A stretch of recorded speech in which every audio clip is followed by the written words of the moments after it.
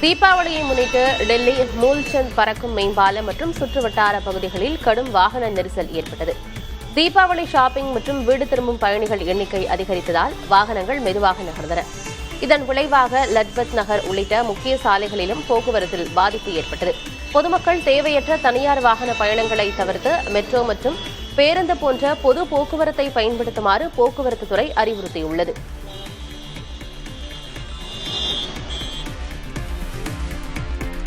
குடியரசுத் தலைவர் குறிப்பு தொடர்பான விவகாரத்தில் நவம்பர் 21ஆம் தேதிக்குள் தீர்ப்பளிக்கப்படும் என உச்சநீதிமன்ற நீதிபதி தெரிவித்துள்ளார். கலைஞர் பல்கலைக்கழக மசோதாவுக்கு ஆளுநர் ஒப்புதல் வழங்காமல் குடியரசுத் தலைவருக்கு அனுப்பியதை எதிர்த்து தமிழ்நாடு அரசு தொடர்ந்த வழக்கு உச்சநீதிமன்ற தலைமை நீதிபதி கவாய் தலைமையிலான அமர்வில் விசாரணைக்கு வந்தது. அப்போது தலைமை நீதிபதி BR கவாய் குடியரசுத் தலைவர் குறிப்பு தொடர்பான வழக்கில் முடிவு தெரிந்த பிறகு இந்த வழக்கை விசாரிக்கலாம் என தெரிவித்தார். நவம்பர் 21ஆம் தேதிக்குள் குடியரசுத் தலைவர் குறிப்பு குறித்து முடிவெடுக்கப்படும் என அவர் தெரிவித்தார். சட்ட மசோதாக்கள் மீது முடிவெடுக்க குடியரசுத் தலைவர் மற்றும் ஆளுநருக்கு காலக்கெடு விதித்தது தொடர்பாக உச்சநீதிமன்றத்திற்கு குடியரசுத் தலைவர் குறிப்பு அனுப்பப்பட்டிருந்தது.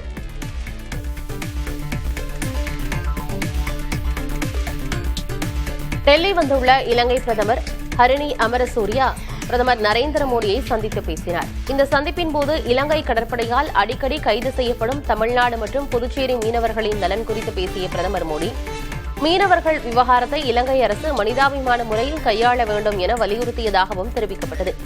மேலும் கல்வி மற்றும் மகளிர் உரிமை மேம்பாடு உள்ளிட்ட இரு நாடுகளின் ஒத்துழைப்பு குறித்தும் தலைவர்கள் ஆலோசித்தனர். பீகார் சட்டப்பேரவை தேர்தலை முன்னிட்டு மத்திய உள்துறை அமைச்சரும் பாஜக தலைவருமான அமித்ஷா முதலமைச்சர் நிதிஷ்குமாரை பாட்னாவில் உள்ள அவரது இல்லத்தில் சந்தித்து பேசினார். தேர்தலுக்கு பிறகே முதல்வர் வேட்பாளர் யார் என முடிவு செய்யப்படும் என அமித்ஷா தெரிவித்திருந்த நிலையில் இந்த சந்திப்பு நிகழ்ந்துள்ளது. இந்த சந்திப்பின் போது மத்திய அமைச்சர் தர்மேந்திர பிரதான் மற்றும் துணை முதலமைச்சர் சாம்ராஜ் சௌத்ரி ஆகியோரும் உடனிருந்தனர்.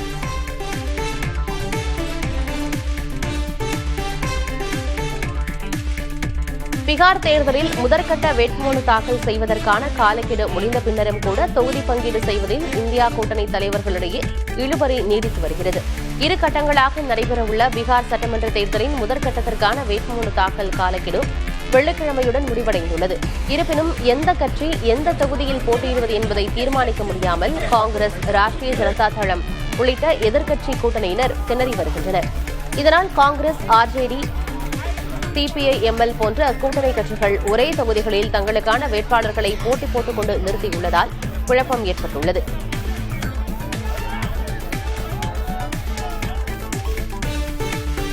அசாமிய பாடகர் ஜூபின் கர்க் மர்ம மரணம் குறித்து விரிவான மற்றும் வெளிப்படையான விசாரணை தேவை என காங்கிரஸ் மூத்த தலைவர் ராகுல் காந்தி வலியுறுத்தியுள்ளார். இந்தியாவும் அசாமும் ஒரு கலைஞரை மட்டுமல்லாமல் எண்ணற்ற இதயங்களை தொட்ட ஒரு மாபெரும் ஆன்மாவையும் இழந்துவிட்டது என வருத்தம் தெரிவித்தார். மேலும் ஜூபின் கர்க் குடும்பத்தினருக்கும் அசாம் மக்களுக்கும் உண்மையையும் நீதியையும் தவிர வேறு எதுவும் தேவையில்லை என்றும் ராகுல் காந்தி தெரிவித்துள்ளார்.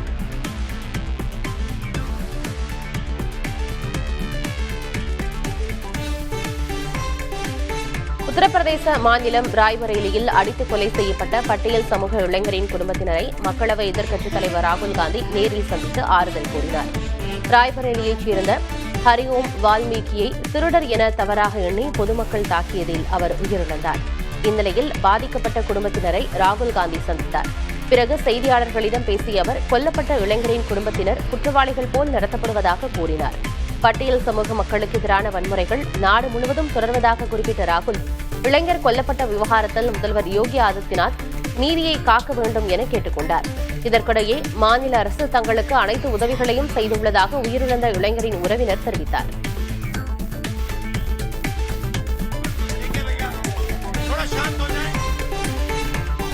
சபரிமலை கோயிலில் சர்ச்சைக்குரிய துவாரபாலக சிற்பங்களில் இருந்து அகற்றப்பட்ட தங்க தகடுகள் மீண்டும் முழுமையாக பொருத்தப்பட்டுள்ளன.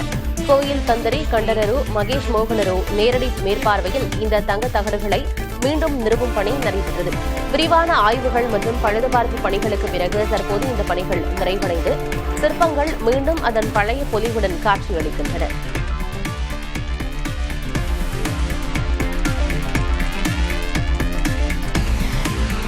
ருமேனியாவின் புகாரெஸ்டில் உள்ள அடுக்ககத்தில் ஏற்பட்ட வெடிவிபத்தில் 2 தளங்கள் இடிந்து விழுந்ததில் 3 பேர் உயிரிழந்தனர், 13 பேர் காயமடைந்தனர். இந்த கட்டடம் இடிந்து விழும் அபாயம் இருப்பதை கண்டறிந்ததால் அதில் வசிப்பவர்கள் வெளியேற்றப்பட்டனர். எரிவாயு கசிவு காரணமாக வெடிவிபத்து நிகழ்ந்திருக்கலாம் என தெரிவித்துள்ள அதிகாரிகள் இடிபாடுகளை அகற்றும் பணியில் ஈடுபட்டுள்ளனர். இந்த விபத்து காரணமாக அருகில் உள்ள பள்ளிக்கூட கட்டிடத்திலும் சேதங்கள் ஏற்பட்டதாக தகவல் வெளியாகியுள்ளது.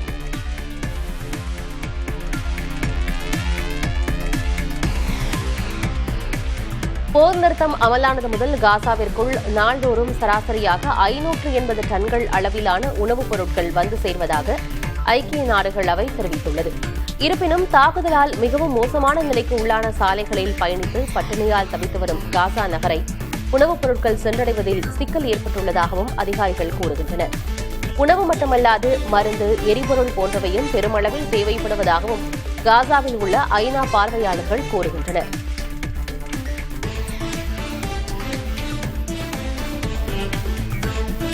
மடகாஸ்கரில் அண்மையில் நடந்த ராணுவ புரட்சிக்கு தலைமை தாங்கிய ராணுவ தலைவர் கர்னல் மைக்கேல் நாட்டின் அதிபராக அதிகாரப்பூர்வமாக பதவியேற்றுக் கொண்டார்.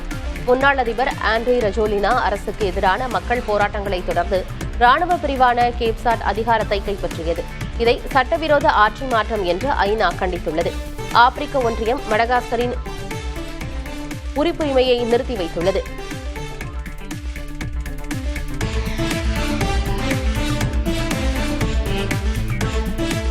தனியார் துறை ஊழியர்களின் வேலை நேரத்தை நாள் ஒன்றுக்கு 13 மணி நேரம் வரை நீட்டிக்கும் மசோதாவை கிரீஸ் நாடாளுமன்றம் நிறைவேற்றியுள்ளது.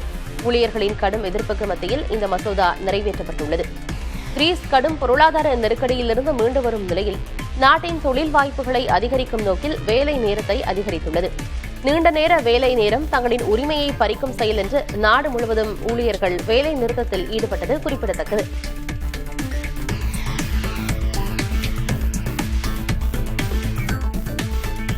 பிரபல அசாம் இசைக்கலைஞர் ஜூபின் கர்க் மரணம் குறித்து விசாரணை முடிய இன்னும் 3 மாதங்கள் ஆகலாம் என சிங்கப்பூர் காவல்துறை தெரிவித்துள்ளது. கடந்த செப்டம்பர் 19ஆம் தேதி சிங்கப்பூரில் உயிரிழந்த ஜூபின் கர்க்கின் மரணத்தில் சந்தேகப்படும்படியாக எதுவும் இல்லை என முதற்கட்ட விசாரணையில் தெரியவந்துள்ளதாக காவல்துறை தெரிவித்துள்ளது. விசாரணை முடியும் வரை வதந்திகள் பரப்ப வேண்டாம் என்றும் பொதுமக்களை காவல்துறை கேட்டுக் கொண்டுள்ளது.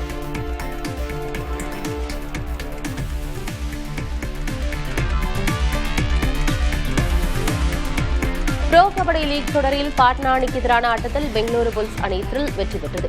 ஆட்டத்தின் முடிவில் இரு அணிகளும் 38க்கு 38 என்ற புள்ளி கணக்கில் சமநிலையில் இருந்ததால் வெற்றியாளரை தீர்மானிக்க டை பிரேக்கர் முறை பயன்படுத்தப்பட்டது.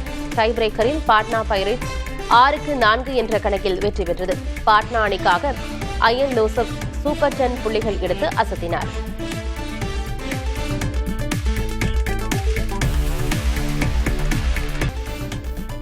ராமேஸ்வரம் திருவனந்தபுரம் இடையே அமிர்தா விரைவு ரயில் சேவை தொடங்கப்பட்டது. மதுரையிலிருந்து திருவனந்தபுரம் வரை இயக்கப்பட்டு வந்த அமிர்தா விரைவு ரயில் ராமேஸ்வரம் வரை நீட்டிக்கப்பட்டுள்ளது. ராமேஸ்வரத்திலிருந்து மதியம் 1:30 மணியளவில் புறப்படும் அமிர்தா விரைவு ரயில் மதுரை, பழனி, பொள்ளாச்சி, பாலக்காடு, எர்ணாகுளம் வழியாக மறுநாள் அதிகாலை 4:55 மணிக்கு திருவனந்தபுரம் சென்றடையும். அதேபோல திருவனந்தபுரத்திலிருந்து மதியம் புறப்படும் அமிர்தா விரைவு ரயில் மறுநாள் அதிகாலை ராமேஸ்வரம் வந்து சேரும்.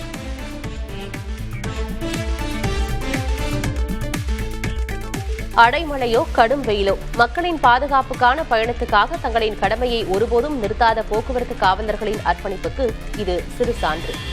கன்னியாகுமரி மாவட்டம் மார்த்தாண்டத்தில் தொடர் மழையால் மேம்பாலத்தின் கீழ் பகுதியில் வெள்ளம் தேங்கியிருந்தது.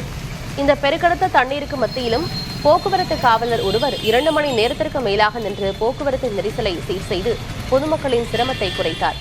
மழைக்காலங்களில் பல பகுதிகளிலும் சிரமம் கடந்து உடல் வலி பொறுத்து இதுபோன்ற சேவையாற்றும் காவலர்களை கண்டும் கடந்தும் சென்று கொண்டிருக்கிறோம்.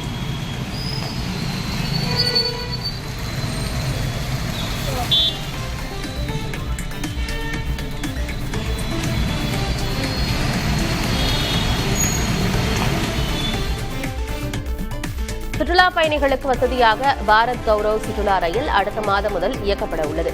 இந்தியன் ரயில்வே உணவு மற்றும் சுற்றுலா கழகம் முன்னெடுத்துள்ள இந்த ரயில் சேவையானது வரும் நவம்பர் 9ஆம் தேதி திருநெல்வேலியிலிருந்து புறப்பட உள்ளது. நவம்பர் 16ஆம் தேதி வரை நாசிக், ஷீரடி, பண்டரிபுரம், மந்திராலயம் ஆகிய இடங்களுக்கு தொடர்ந்து 8 நாட்கள் பயணிக்க உள்ளது. சாதாரண வகுப்பு 14,000 ரூபாய், ஏசி வகுப்பு 26,000 ரூபாய், 2 ஏசி 36,500 ரூபாய் என 3 பிரிவுகளாக கட்டணம் நிர்ணயிக்கப்பட்டுள்ளது. இதற்கான பயணச்சீட்டை www.irctctourism.com என்ற இணையதளத்தில் பெற்றுக் கொள்ளலாம் என அறிவிக்கப்பட்டுள்ளது.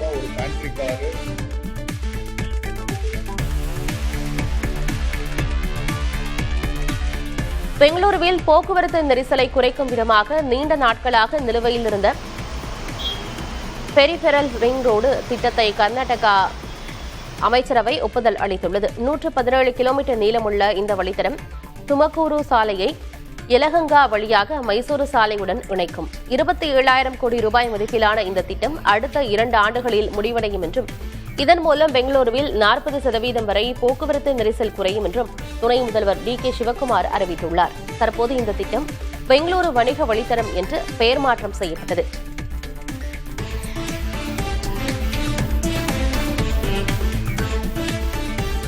காவிரி ஆற்றின் பிறப்பிடமான குடகில் ஆயிரக்கணக்கான மக்கள் ஒன்றிணைந்து காவிரி துலா சங்கரமணா விழாவை கொண்டாடினர். குடகு மாவட்டத்தில் உள்ள தலக்காவிரியில் ஒவ்வொரு ஐப்பசி மாத பிறப்பின் போதும் மக்கள் புனித நீராடுவது வழக்கமாக உள்ளது. இந்த ஆண்டு ஐப்பசி பிறப்பை முன்னிட்டு குடகு மக்கள் ஆரை பாஷை சமூகத்தினர், தமிழ்நாடு, கேரளா போன்ற அண்டை மாநில மக்களும் புனித நீராடல் நிகழ்வில் கலந்து கொண்டனர். பாகமண்டலாவிலிருந்து தலக்காவிரி வரை சுமார் 8 கிலோமீட்டர் தூரத்திற்கு இந்த விழா விமரிசையாக நடைபெற்றது.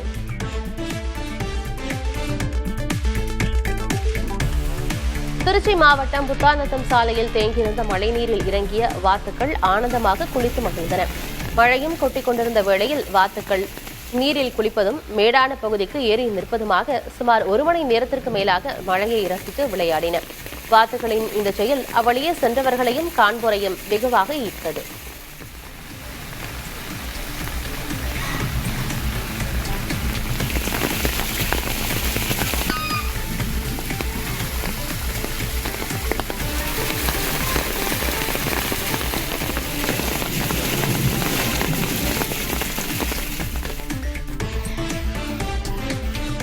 நாளுக்கு நாள் ஏறி வரும் தங்கம் விலை விரைவில் குறையும் என முதலீட்டு நிபுணர் அமித் கோயல் கூறியுள்ளார். தங்கத்தின் விலை உச்சம் தொட்டு பிறகு 30 முதல் 35 விழுக்காடு வரை குறையும் என அவர் தெரிவித்துள்ளார். அதாவது ஒரு சவரன் தங்கத்தின் விலை 62,000 ரூபாயாகவும் 1 கிலோ வெள்ளியின் விலை 77,450 ரூபாயாகவும் குறையும் எனவும் குறிப்பிட்டுள்ளார்.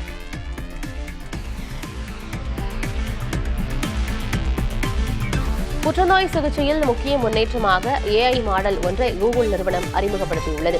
கூகுளின் டீப் மைண்ட் பிரிவு மற்றும் ஏல் பல்கலைக்கழகம் இணைந்து C2S ஸ்கேல் 27B என்ற AI மாடலை உருவாக்கியுள்ளது. இந்த AI மாடல் புற்றுநோய் செல்களின் மட்டத்தில் எவ்வாறு செயல்படுகிறது, நோய் எதிர்ப்பு மண்டலத்துடன் எப்படி தொடர்பு கொள்கிறது என்பதை வைத்து புற்றுநோய்க்கு எதிரான மருந்துகளை உருவாக்க உதவும் என கூறப்படுகிறது. இந்த AI மாடல் என்பது அறிவியலில் AI-யின் மைல்கல் என கூகுள் நிறுவனம் கூறியுள்ளது.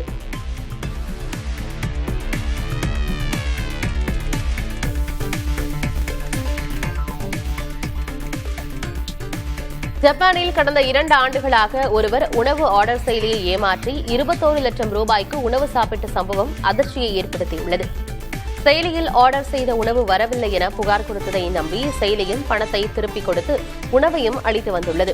சுமார் 124 போலி சிம் கார்டு மூலம் 1000க்கும் மேற்பட்ட முறை அவர் உணவு சாப்பிட்ட நிலையில் சந்தேகத்தின் பேரில் விசாரணை நடத்தி ஏமாற்றிய நபரை கைது செய்தனர்.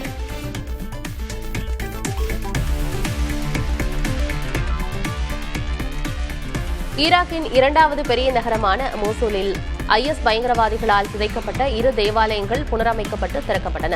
7ஆம் நூற்றாண்டைச் சேர்ந்த செயின்ட் தாமஸ் பேராலயமும் 18ஆம் நூற்றாண்டைச் சேர்ந்த அல் தாஹிரா தேவாலயமும் மீண்டும் மக்கள் வழிபாட்டிற்கு திறக்கப்பட்டன. இதில் திரளான மக்கள் பங்கேற்றனர். 2023ஆம் ஆண்டில் தொடங்கப்பட்ட புனரமைப்பு பணிகளுக்கு பிறகு மோசூலின் வரலாற்று சின்னங்கள் பழைய பொலிவை பெற்றுள்ளதாக மக்கள் மகிழ்ச்சி தெரிவித்தனர். இந்த தேவாலயங்கள் மதங்களை மறந்து மனங்களால் இணைந்த மக்களின் பெருமையை உணர்த்துபவையாக உள்ளன.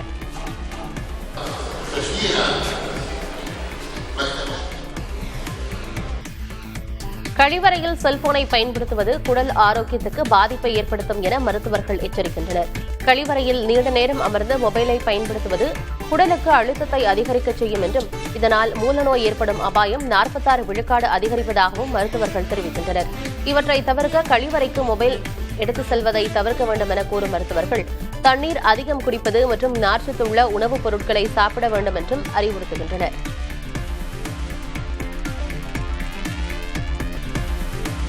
தென்கொரியாவில் நடைபெற்ற விமான சாகச கண்காட்சி பார்வையாளர்களை வெகுவாக கவர்ந்தது.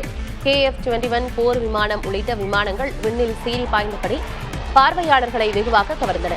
நடப்பாண்டுக்கான போர் விமானங்கள் கண்காட்சியில் 35 நாடுகளைச் சேர்ந்த 600 நிறுவனங்கள் பங்கேற்றுள்ளதாக ஏற்பாட்டாளர்கள் தெரிவித்துள்ளனர். அடுத்த வாரம் வர்த்தக கண்காட்சி நடைபெறவுள்ளதாக தெரிவிக்கப்பட்டுள்ளது.